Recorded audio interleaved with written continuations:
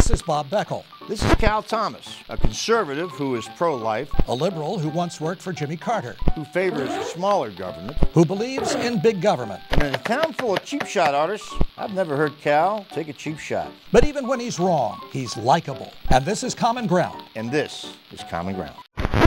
Welcome to Common Ground, a video version of Bob Beckel's and my bi-weekly USA Today column in which we try to figure out how to bridge Washington's partisan divide.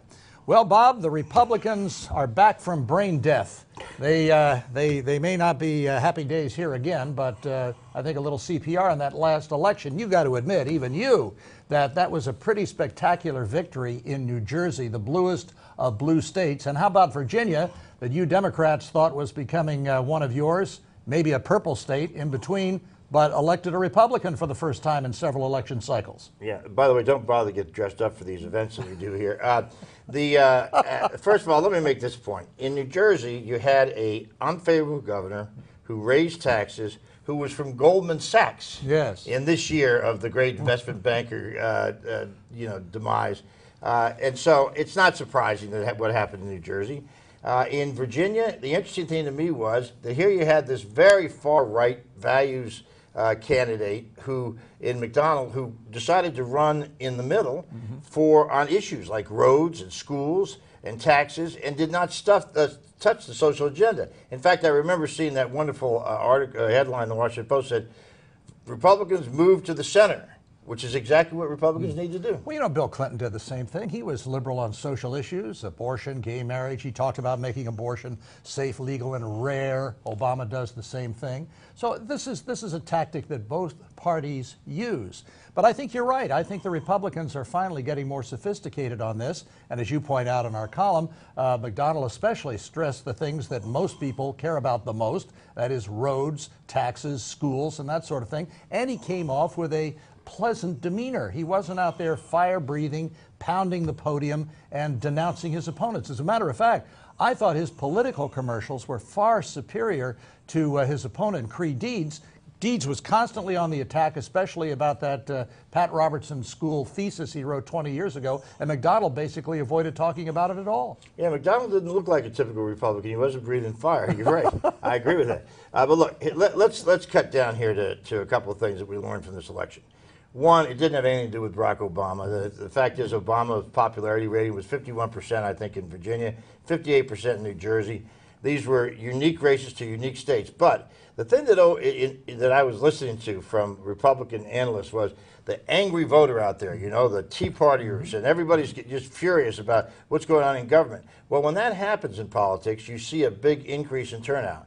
We not only didn't see an increase in turnout in this election, we saw a decrease in turnout in New Jersey. So I'm not so sure that anger is widespread out there, which is not to say people aren't upset. And look, the one thing is these races are won in the middle among independent voters, and this time around the Republicans pulled the independents. Well, they're also won when people feel a certain amount of strength in their own party and their own philosophy and optimism. And I think for the first time, certainly since Obama's election, and maybe since the last election before that, I think we're seeing an uptick in optimism and in excitement among the conservatives within the Republican Party. Not every Republican is a conservative, and not every conservative is a Republican. I think we saw that play out in New York 23, where Skazafava, I think I pronounced her name right. Very good. Well, they call her a moderate, but she's no more moderate than you are. She was pro-abortion, pro-gay rights, higher taxes. She was a cross-dressing Democrat. Well, you know, first of all, I'm impressed that you could pronounce her name. But the reality is there's the one bright spot for the Democrats. That seat has not been in Democratic hands for 140 years. And it was so nice to see Sarah Palin and all these right-wingers get out there and endorse this guy who lost. What was his name again? The guy who lost? Yeah. Hudson? What was it? How soon we forget? Yeah, Hudson. I think that was Hudson, yeah. Right. Anyway, look, the guy was a right-winger. He was being pushed along by the Tea Party crowd. They lost, and I'm delighted to see that. Michelle Bachmann in that crowd. In fact, by the way, I want to be the first one to contribute to the Palin-Bachmann ticket for president and vice president. It'd be the best thing that could happen to the Democrats. But look, the other thing I think came out of this election, which was important, in exit polls, people said they thought in New Jersey, Corzine and in Virginia, Deeds ran the most negative ads, and people responded negatively to the negatives, which I was delighted to see. You know, this old line in politics that negative ads work. I've never believed that to be true. When I was in the campaign business, I didn't use them that much, and we won a lot of races. So I think maybe the people are a lot smarter than the political consultants give them credit for. Well, I hope you're right, Bob, because, I mean, we're in this, we talk about this, we write about it all the time, and whenever those ads come on, I always mute it or change the channel. First of all, I've heard it 1,000 times. It's like the gold commercials. I could recite it, you know, that you see on cable TV. Sure. Buy gold. This is the sound of security. Yeah. Oh, but I think that people are sick of the language. They want solutions, and that's, I think, what drove a lot of the voters to the polls in New Jersey and Virginia. Yeah. They want solutions. That's right. I think that's the key to this election, that people are not seeing government work, and they want it to work. They don't want it to go away, like many conservatives think they do, but they want it to work if it's going to be in whoever's hands it is. And you know the other thing, let's put this to rest. This great realignment we keep hearing about. After Obama was elected, it was a great realignment, permanent realignment for the Democrats.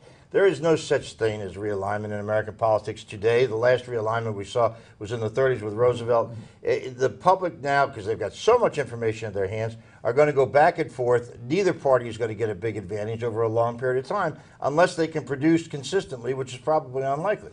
I agree. I think that people are paying attention now, and you don't get as much time in office as you once did, because people believe, and I think correctly, that left in power too long, especially when you have a unified government as you do now, and you used to under the Republicans, that people are going to engage in mischief. Divided government is looking better to me all the time, although I'm sure that you wouldn't agree with that with the Democrats. No, I don't. But what's that line you use about when you talk about term limits about members of Congress? Oh, yeah, we need to recycle members of Congress and trash for the same reason. Each left in one place too long begins to emit a foul smell. There you go. Thank you for allowing me to do that. I was actually for term limits until the Democrats Before you were took over. against them. Yes, that's right. Before I was against them. But listen, I think this was an interesting election. The real interesting one is going to be in 2010. A lot of that will reflect on Obama, but by and large, I think it was a good election. And the one thing I think that I take out of it that I feel good about is these were voters going to the polls and knew what they were doing.